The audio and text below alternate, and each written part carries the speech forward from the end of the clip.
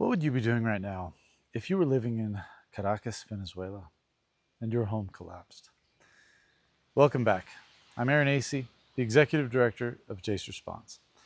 This week, I want to focus on one event because it offers one of the clearest preparedness lessons that we've seen this year. On June 24th, two major earthquakes struck Venezuela, just 39 seconds apart.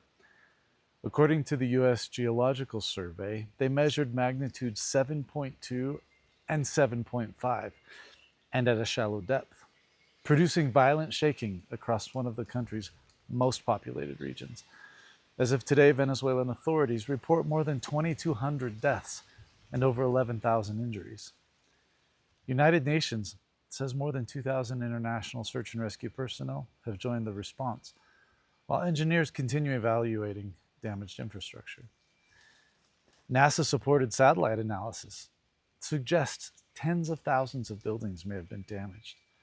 And although those estimates are still being verified, the actual devastation seen on the ground shows it may be true. Now, I've lived in Venezuela. I've worked in disasters all over the world, and this one hits close to home. Disaster response occurs in phases. Immediately after an event, rescuers descend on the location and attempt to save life and limb as quickly as possible. And the same thing happened in Caracas. But the rescue phase is now beginning to shift toward recovery, as the chances of survival under those collapsed structures is dwindling. Over the next several weeks, the focus will move from pulling survivors from the collapsed buildings to restoring electricity, clean water, transportation, and medical services. Many families will remain displaced for months, and public health concerns such as contaminated water, interrupted medical care, and crowded shelters will become increasingly impactful. Those same challenges would follow a major earthquake in the Rocky Mountains, along the San Andreas Fault, or even after a major hurricane. Different disasters often leave communities facing the same problems. At Jase Response, we were grateful to send medications into Venezuela to support the humanitarian response. But recovery takes far more than medicine. It requires engineers, utility crews, healthcare workers, logisticians, thousands of volunteers working together long after the headlines have moved on.